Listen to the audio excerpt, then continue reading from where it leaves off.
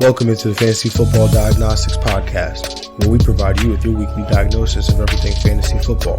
Whether it's season-long leagues, dynasty, DFS, or sometimes even IDP, we got you covered all year long.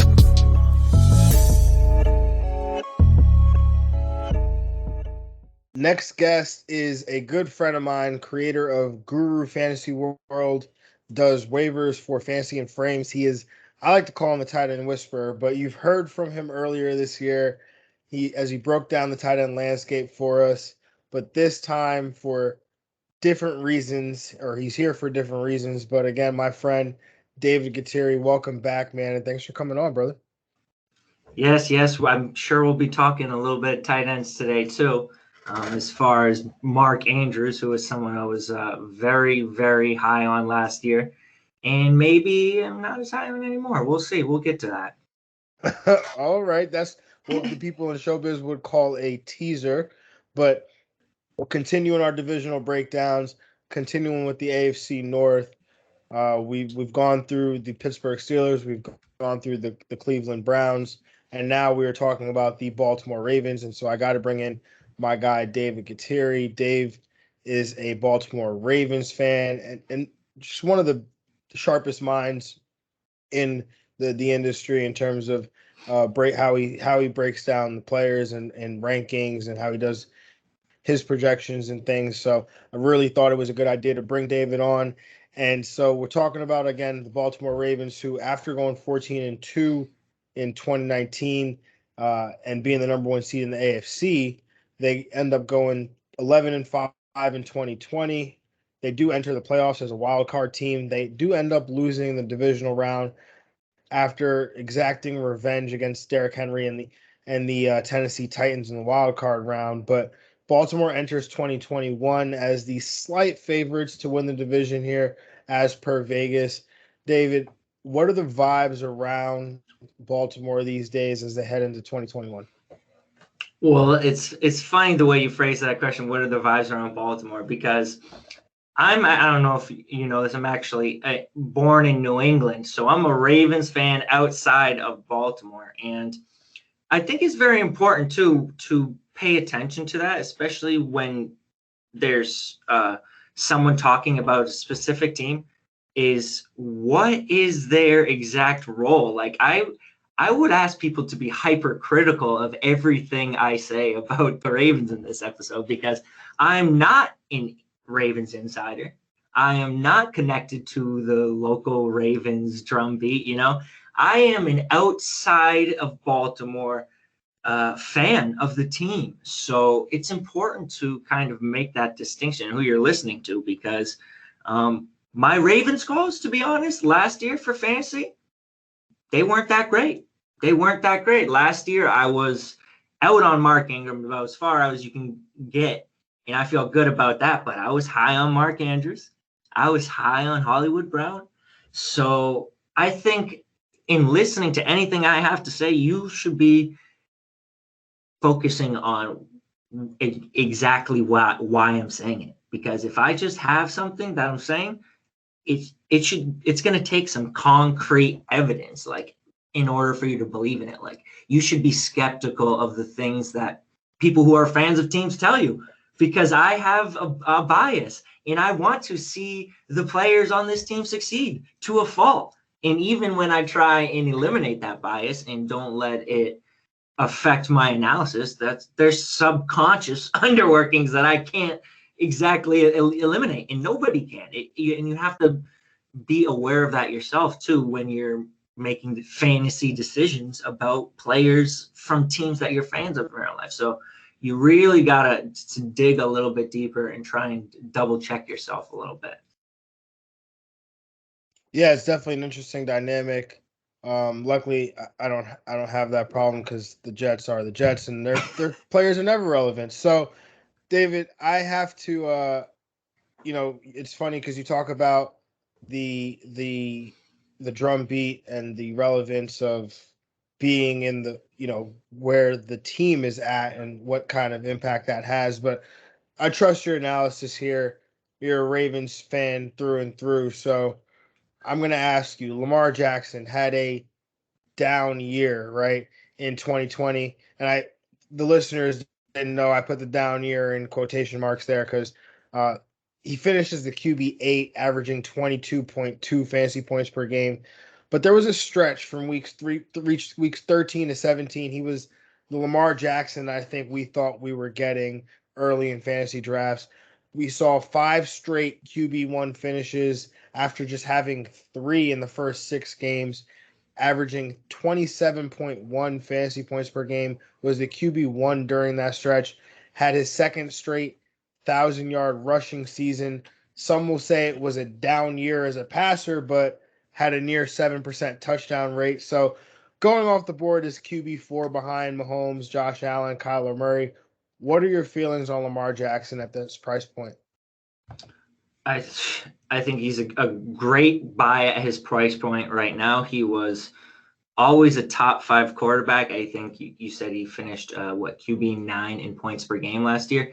He was about 2 points per game from Kyler Murray, who was QB4, and Deshaun Watson, who was QB5, QB6. He's a point per game behind him, not even a full point per game. So the difference between that QB5, QB9, it was marginal at best. You talk about the weapons he added this year, and it was a little bit of a down year. You just look at the offense. I mean, compared to 2019, it was coming down no matter what. They were number 1 in points per game, 2 points higher than second place in 2019. They scored 31.9 points per game. Kansas City, 29.9 points per game in 2019. That's 2 full points over second place.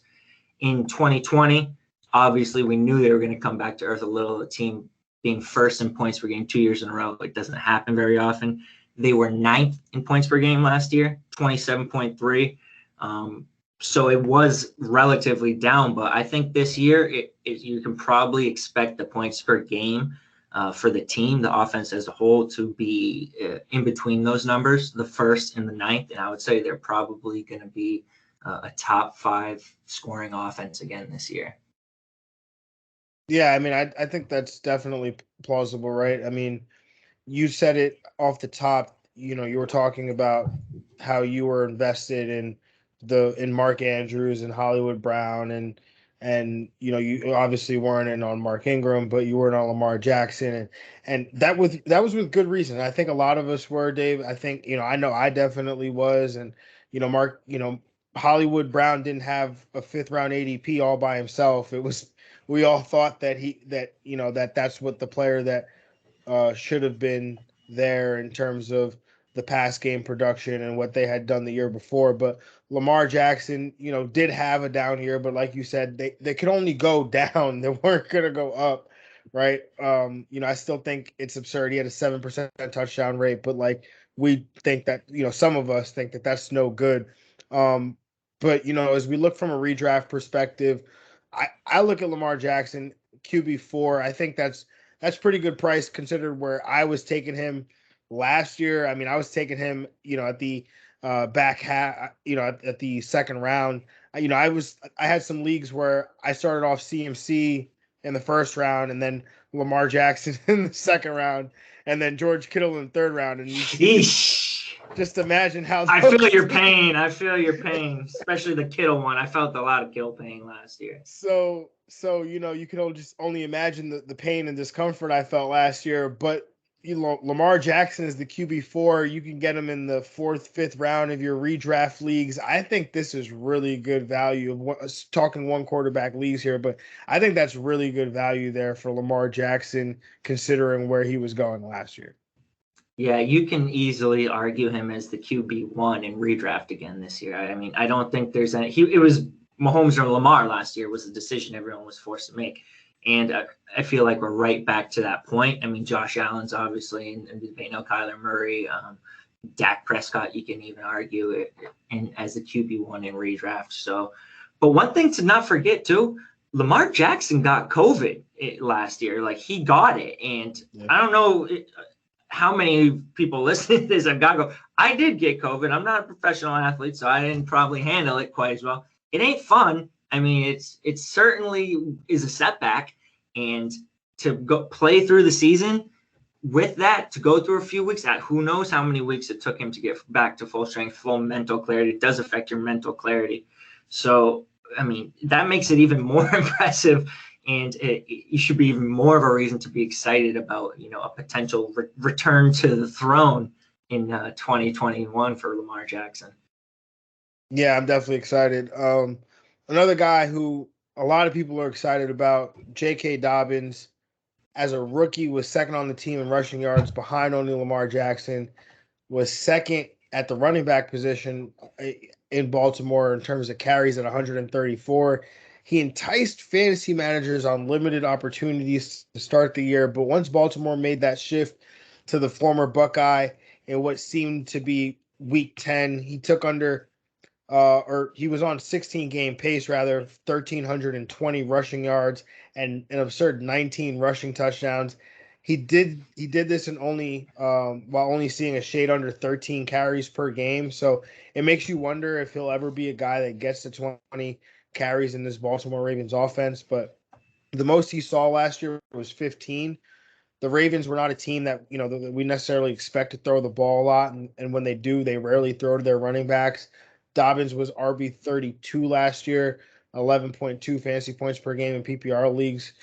From week 10 on, though, in that time span that we referenced earlier, he was the RB 15 at a shade under 15 fantasy points per game, going off the board as RB 17 in redraft leagues, according to 4for4.com's ADP data, their aggregated ADP. David, how would you value Dobbins this year as we head into 2021? This is a very interesting question because there are two staunch Dobbins camps, and there's the pro Dobbins camp, which is all about the talent and the touchdowns, because those are pretty abundantly clear that he's got plenty of talent and he's going to score a good amount of touchdowns. And then there's the other side that is very, very, very, very concerned about volume, overall rushing volume, with Lamar Jackson as a vulture, so to speak, and the lack of receiving targets for Baltimore running backs. I mean, these are legitimate questions that are kind of causing a split in the Dobbins camp. And myself, I find myself torn. Like, I find myself kind of siding with both sides a little bit, because J.K. Dobbins is, in my opinion, the best running back on this team since Jamal Lewis, and that includes Ray Rice in his prime. Like, this team has not had a guy that this talented of a runner since early 2000, in 2 decades. And he was fantastic as a rookie. 134 carries, 805 yards, 6 yards per attempt, 6 yards per attempt, 9 touchdowns rushing on 134 attempts, and he also had 18 receptions for 120 yards. So I look at the touchdowns the past 2 years. Baltimore rushing the ball as a team has scored 21 touchdowns. That was in 2019, 24 last year. So even though we talked about they had about a 4-point per game drop in the amount of points per game, they actually went up in rushing touchdowns. And I think that was directly because J.K. Dobbins, it was a talent upgrade. They're scoring more touchdowns because they have more talented running backs. And you look at, again, if they score 24, again, I won't convert 16 to 17 games here. We're just going to say, like, based in reference to last year's 16-game schedule, and then obviously add an extra game. If they score 24 rushing touchdowns again, you can give 6 to Gus Edwards and 6 to Lamar. That's still a dozen rushing touchdowns just sitting there, pretty much all for J.K. Dobbins to grab up. And we talk about the passing touchdowns. They're probably going to finish top 5 in total points. But Lamar's going to throw a lot of passing touchdowns again. If he gets 3, 4, maybe 5, we could be talking about like 15 plus. J.K. Dobbins leading the league in touchdowns is like a lot more within the range of outcomes than I think anybody's talking about. And I think we're really focusing on the targets, and nobody's having the touchdown conversation. Touchdowns matter, and they are predictable to an extent. They might be one of the least predictable stats, but in an offense like this, you look at what Mark Ingram did when he scored how many touchdowns, 15 touchdowns himself or something like that. the touchdowns are going to be there. And I think a dozen touchdowns is pretty much a lock for J.K. Dobbins. I think 200 carries is pretty much a lock. That's what Mark Ingram got. You pretty much remove Ingram from the equation. We already saw how that was going to work out with a lesser talent in 2019 when Mark Ingram had 200 carries. So that's J.K. Dobbins now, 202 carries. Edwards 133, Justice Hill 58.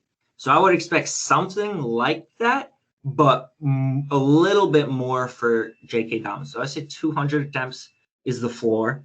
5 yards per attempt seems like the floor in this offense. Gus Edwards is hit 5 yards per attempt every year of his career. Mark Ingram 2 years ago, 5 yards attempt. And I'm pretty sure J.K. Dobbins is better than Ingram 2 years ago, and he averaged 6 yards attempt. He could average a full yard less, and he's still averaging 5 yards per attempt this year. So 200 yards, 200 carries, 1,000 yards, a dozen touchdowns. That's a great rushing floor for J.K. Dobbins. It's going to all come down to the targets. And I have a lot more questions than I have answers as far as the targets. All I know is this. The overall number of targets in this offense is going to go up significantly and we can't just use how many targets were in this offense in the past as an indicator of the future. To put things in perspective of how little Baltimore has passed the past 2 years with Lamar Jackson as their starting quarterback, they were dead last in pass percentage in both years by a significant margin, okay? In 2019, they were obviously 32nd. They passed 45.9% of the time. 45.9% of the time. The second to last place team, 48.6% of the time. Almost, that's 3 full percentage. That was San Fran 2 years ago. They were the only two teams under 51% pass percentage, and they were at 45, Baltimore, in 2019. That's like 6 percentage points below every other team in the league except for San Francisco. And again, in 2020, dead last in pass percentage by almost 4 full percentage points. They were at 44% pass rate. 44%. New England, second to last, was at 48%. So, I mean, even if they are still finished last this year in pass percentage, they can jump like 5 percentage points in their pass percentage. Even if they get up to just 50% from like that 45% range, that they can still finish last and have a 5% increase. So now we talk about what happens if they don't finish last in pass percentage. And you talk about Rashad Bateman, add Watkins, who I don't think will do a whole lot, add Tylan Wallace. You know, they could be maybe even not bottom 5. And then we're talking about, you look at the outside bottom 5, we're talking teams around 53, 54%. That would be a 10% jump from 44% to 54% in the past. This passing game has so much room to grow. I don't know who's going to absorb it, to be frankly honest. I don't know how the pecking order is going to shake out because there's a whole lot of moving parts.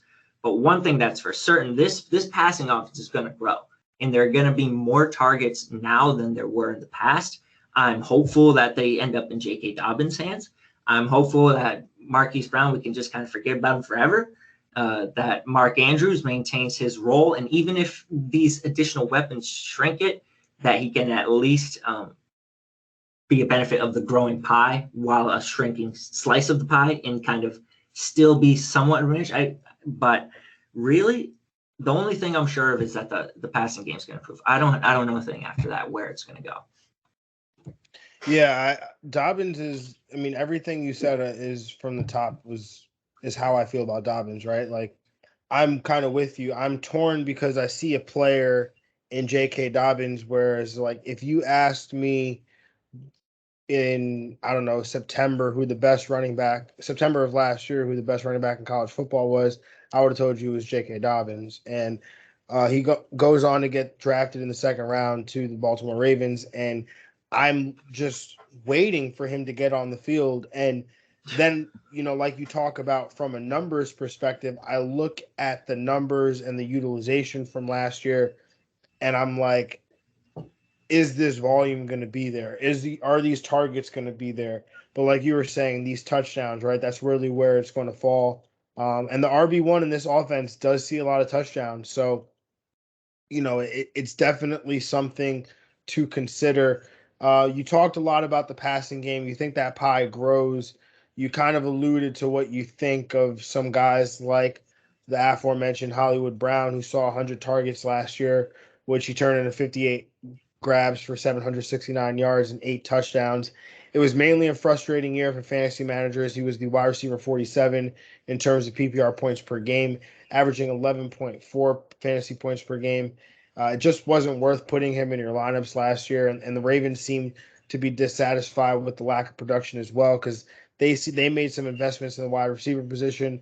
They courted Juju Smith-Schuster during free agency. They end up signing Sammy Watkins, and they spend first-round draft capital on Rashad Bateman, who was one of the best wide receiver prospects in the entire draft class. In terms of wide receiver ADP, Brown is going off the board as wide receiver 41. Bateman is the wide receiver 59. And Watkins is the wide receiver 89. Which of these guys do you prefer, and are any of them of value to you? I prefer Rashad Bateman, even as a rookie, to Marquise Brown in redraft. So definitely I'm out on Marquise Brown at, would you say, wide receiver 42 versus 57 for Bateman? 41 versus 59, and then 89 for Watkins. Well, I didn't guess either number correctly. But, I mean, Hollywood Brown, I think we need to, take a step back and look at, what he was drafted for. And I think the problem was he was drafted for a specific reason. He did well in that role year one, and then we all tried to turn him into something he's not. We tried to turn him into a number one receiver, and he never has been. He never was supposed to be, I don't think, a number one receiver. And you look at when we drafted Marquise Brown in the context of the situation, this was after Lamar Jackson's rookie year, right? When he took over for Joe Flacco midway through the season, went on a win streak, got us into the playoffs. Obviously, we fell completely flat in his first playoff game. A lot of people wanted to dismiss him off of that, and they missed out on his MVP campaign the next year. But to rewind it a little bit, when he failed in that playoff game that first year, taking over for Joe Flacco, we had an abundantly clear issue, and it was a lack of speed on this offense. We were running Lamar Jackson and Gus Edwards on read options. Our number one receiver was Michael Crabtree, who had 100 targets that year. Willie Snead was the slot, and we had John Brown, who was our speed element. John Brown was a free agent in the offseason. He left. Michael Crabtree, I'm not sure, he was either cut or he left I believe he was cut. And we were basically left with Willie Snead and just a bag of bones. We didn't have anything, and we needed speed because that was going to open up this offense. That was what was getting defenders to stack the box. We didn't have that element to threaten over the top, and it worked great. We saw it, the MVP results the next year. Marquise Brown helped open up this offense, and he helped keep defenses honest with that deep threat. And then we tried again, like I said, to turn him into something he's not.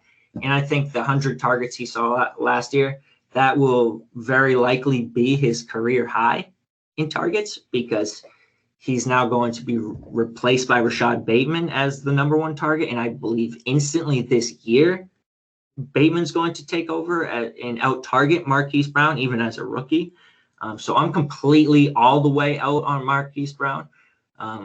Not quite as much in Dynasty, because he is going to be a free agent after next year, and I do believe he's gone because we have Marquise Brown and Mark Andrews coming up as free agents, and I believe we will re-sign Mark Andrews and let Marquise Brown go.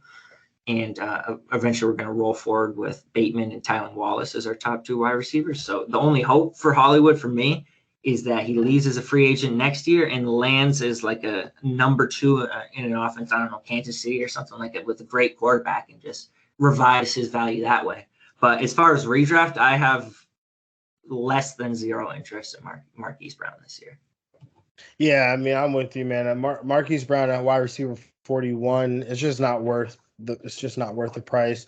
I mean, Rashad Bateman is going to step in and instantly be the best wide receiver that Lamar Jackson has ever played with. And so you look at Rashad Bateman, I want him. He's the guy that prototypes as the alpha dog in this offense. He's the guy that prototypes as the wide receiver 1 in this offense. And so that's the guy that I want. Say what you want about Lamar Jackson, say what you want about the lack of targets and this and that, but alphas eat, and if Rashad Bateman is an alpha, he's going to eat, whether it's 6-7 targets a game. That's what he'll have to do. Let's move on to the tight end position, man. Mark Andrews, talked about him earlier, seemed to be the only constant last year in a Ravens offense that did struggle at times, but he struggled to an extent. He was a tight end 4, which is about where he was being drafted last year, averaging 12.2 fantasy points per game. Saw 88 targets for 58 catches, 701 yards, 7 touchdowns. His Rose team is almost bulletproof in this Ravens offense, no matter how many pass catchers they add. Andrews is going off the board as the tight end 5, getting leapfrogged by Kyle Pitts in terms of redraft ADP. David, tight end guru, how are you approaching Andrews in your redraft leagues this year? I won't have any Mark Andrews shares, and I think that speaks a lot more to my approach to the tight end position than any issue with his ADP or his position in my tight end rankings. I don't think he's misranked amongst tight ends at all. But you just look at the ceiling. I think best case scenario, he maintains his yards per game. Like we said, I mean, there's added target competition, which would theoretically decrease it. But again, we said the pass ratio is going to jump from about 45% to probably at least 50%, which would still be bottom of the league, maybe 50, just 51, 52, 53, 54, upwards of 55%.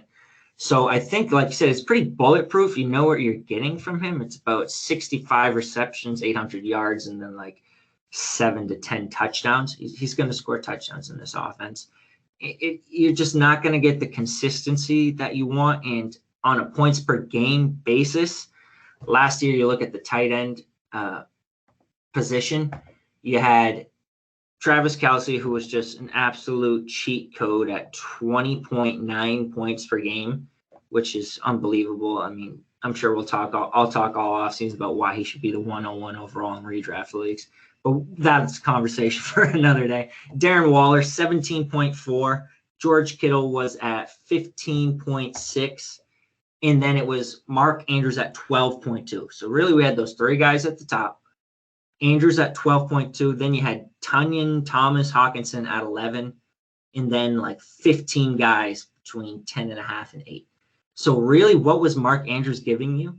He was giving you 1.2 point per game advantage over 8 of your 12 league mates. That's really about it. It's about a 1.5, 2 point. That's what you're hoping for with Mark Andrews, which I think he's a pretty good bet to give you that.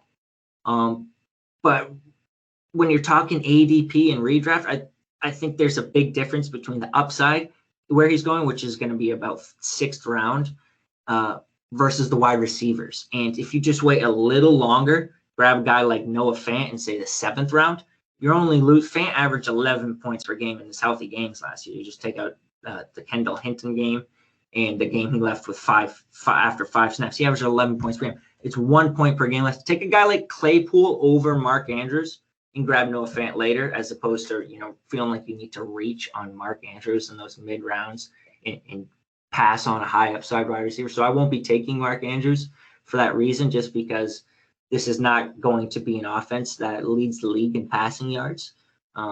There's going to be a severe yardage cap. So even if he hits the touchdowns, it's just probably going to get up to 14 points per game, maybe, which would be nice. But, it's banking on a lot to get double-digit touchdowns from him to spend the kind of pick that you'd have to spend on him. I don't mind him in Dynasty because I think it's a lot harder to solidify the tight end position, and it means a lot more to be able to solidify it with a guy for multiple years.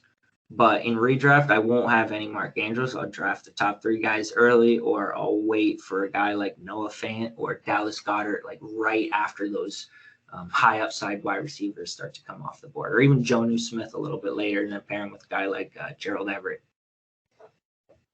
Yeah, I mean, Mark Andrews he's interesting, right? Because like you talked about the touchdowns, right? Like he's different than the Travis Kelce's and the Darren Wallers and even the George Kittles, where those guys they're in the ballpark of 80 to 100 grabs every year. Where Travis, Mark Andrews is never going to be that guy, especially not in this offense. He'll never be that guy. I mean, okay, I don't want to say that he can't be that guy. I think obviously, like if he played in other offenses, like they would use him, target him more frequently. But he's a 20% target share guy in the Ravens offense, so like he's just not going to be that guy in this offense. His opportunities come from the touchdowns. That's where his fantasy points come from, and a guy like that, those touchdowns, they often come in bunches, right? So like Mark Andrews is going to be the guy that's going to win you the week. He just won't win you every week, right? Yeah. So I think that's just the important distinction to have there with Mark Andrews. All right, and I think that honestly that guy is better than like to your point. He's not.